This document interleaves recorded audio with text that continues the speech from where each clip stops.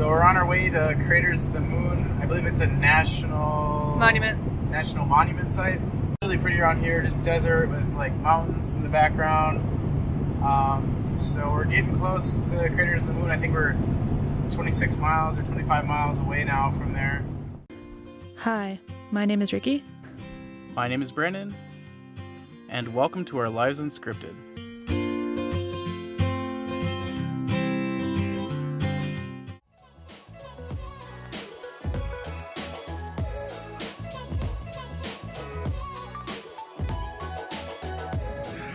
So we just were driving to Craters of the Moon.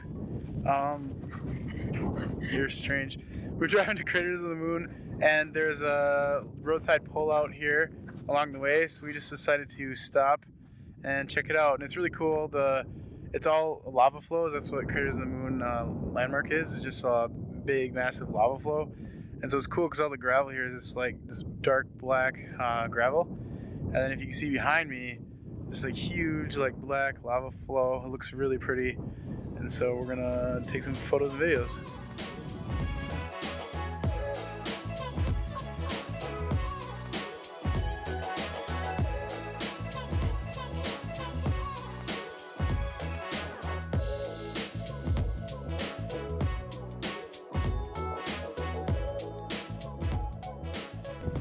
Come here if you can, if you're driving by.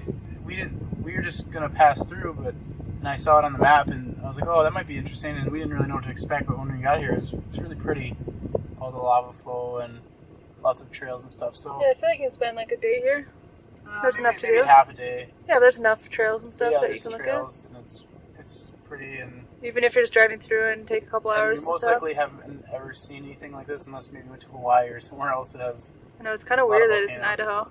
Yeah, it's weird. So we're just in Idaho, and apparently there's lava flows. All they had is potatoes. Yeah. They got lava too, I guess.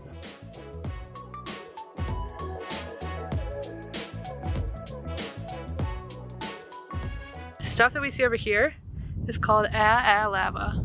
And it's lava that is stony and rough.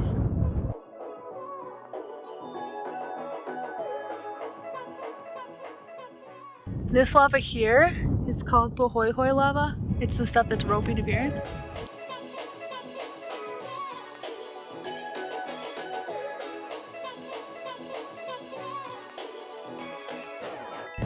It's called a cinder cone fragment, and it's basically like an iceberg, but lava. What? What does that even mean? Okay, so when the volcano erupts, the lava shoots out, right? And then it brings like big rocks from that cone, and it drifts it all the way down the lava, and then it deposits it over here. So they were saying this could be from like the North Crater, and it could have went all the way from there, and could have been like transported through the lava flow to over here. So they call it like icebergs, kind of. They're kind of like icebergs. So they're floating rocks. Yeah, that is like an iceberg, a big lava. It's like an iceberg that floats on water. That's weird. Yeah. So they don't know where this one came from, but they think it could have came from like the North Crater. The North Crater is behind us.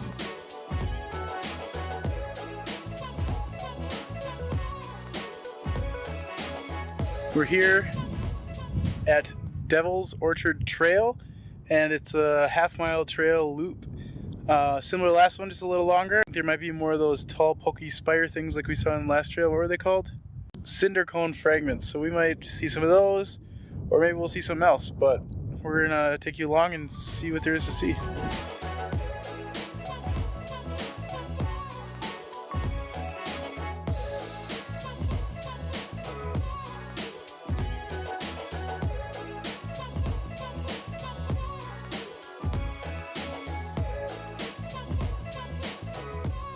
We're at the Inferno Cone Overlook. Do you even know what an inferno cone is?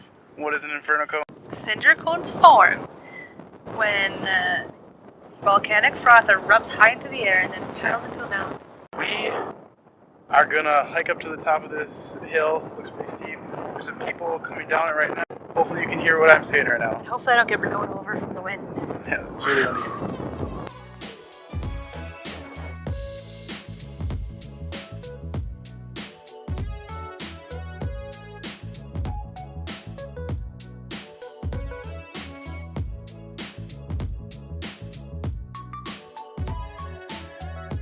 So If up until this point in the video you haven't been convinced that you should come to Craters of the Moon, are you convinced? I was convinced when we first got here. She was convinced when we first got here. It is really cool. There is stuff here that I've never seen before.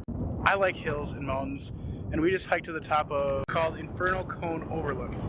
It overlooks the whole park, and the view is amazing. It's like one of the prettiest views I've seen ever. It's so cool. You get 360 degrees, lots of varied views. The sun's shining on the hillsides and creating really cool shadows, and you can see the lava flow for a long ways. And there's even like a really cool tree up there. If you weren't gonna come here before, just come here for this view, honestly. It's so pretty.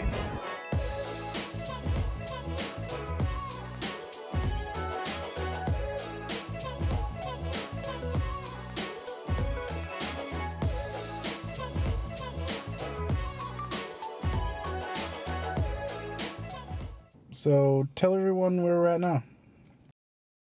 Yeah, they're called snow cone and splatter cones. And they're mini volcanoes.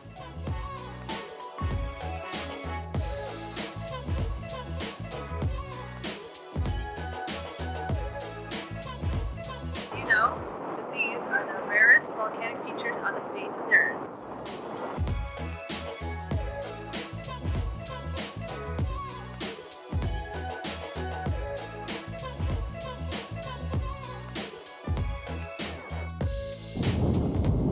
We're entering the caves trail. We're gonna go into the bat cave. I guess we're going to go into a bat cave. Yeah, this is why you need your permit, because we drove quite a ways, probably at least 15 minutes to get here. So get your permits before this. You just gotta say that you're not. All you gotta do is say that you're not bringing anything in that's been in a cave previously. But let's go into the bat cave.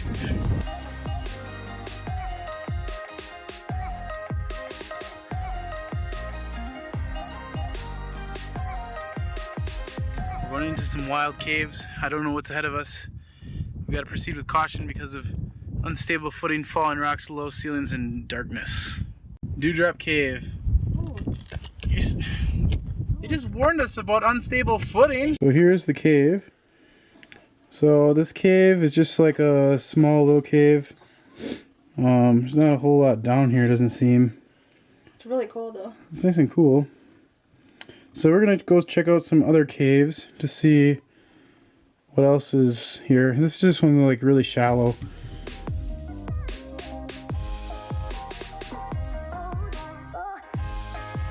We got an 800-foot cave Indian tunnel here. It's probably like a lava tube. Yeah. More Your hair is crazy right now. Because I'm going in a wild cave. Your hair needs to be crazy when you enter wild caves.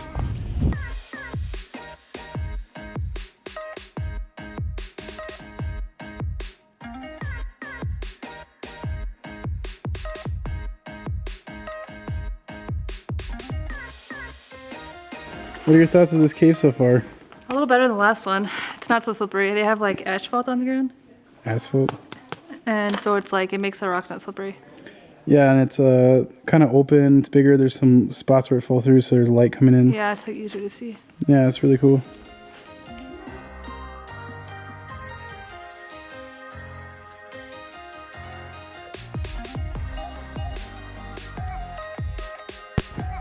What's going on? I'm afraid of the dark. You're afraid of the cave. And there's a little kid that's like 5 in here. Yeah, and it's not dark. I'm not even using a light to light up the cave right now. Okay, I'm fine. Just keep coming. Alright.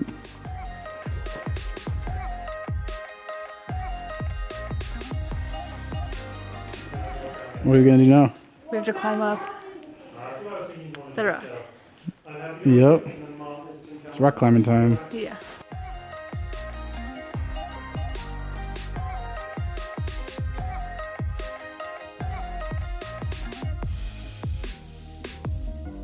We're supposed to go through an opening behind me, but I barely see a tiny little beam of light, so I don't know how big this opening is. But we're gonna go check it out.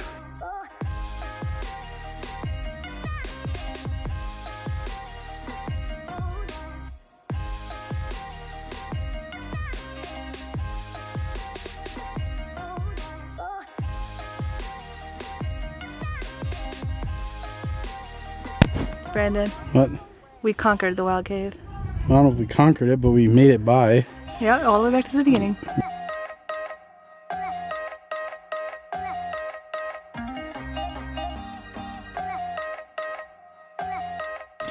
For anyone interested in going to the Boy Scout cave, you should just crawl down this tiny little hole for, I don't know, it looks like 30 feet. But I'm not doing that. But you're a Boy Scout. This Boy Scout cave goes 2 directions. So this is the one This one direction. goes to an exit though. This one has an exit on the other side. The other one, it goes 500 feet and then it stops. And you have to come back out. So we're gonna go check out the other side. This is what I'm doing. Taking the phone, taking the flashlight. It's easier to carry. And I'm gonna try to make my way down here and then show you what happens on the phone. Okay. Once I get down there. Okay.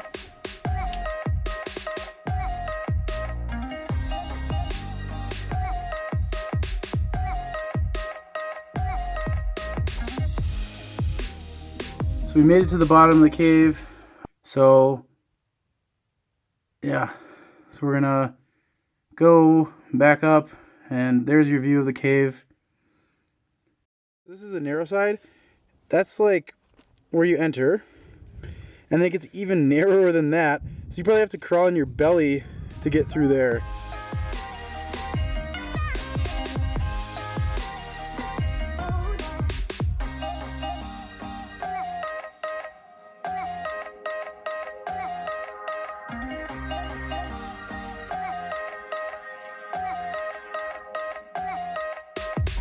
You know what it looks like right now? Like you're a Ghostbuster.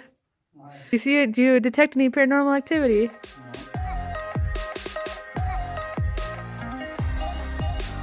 Yeah, so there's a barrier here, and For good reason. yeah, for good reason, because we don't want to go in these little tiny confined spaces. But it looks like it kind of goes back in there. See if I can show you.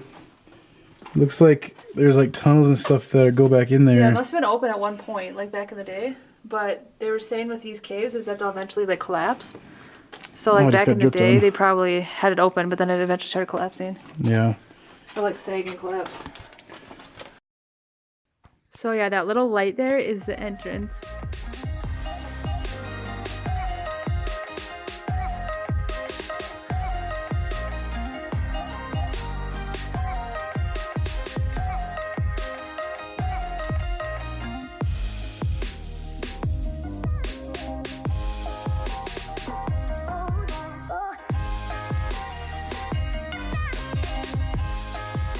Yep, we had a good time here. Colors of the moon.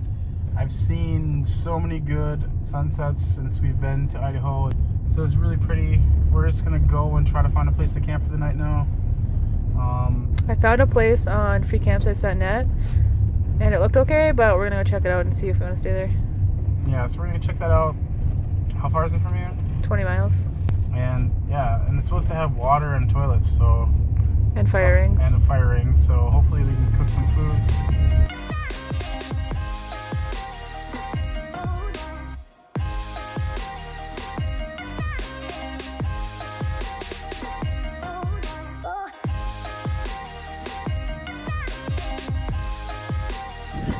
I found a painted rock. You know what that means? You gotta take it and you gotta go hide it.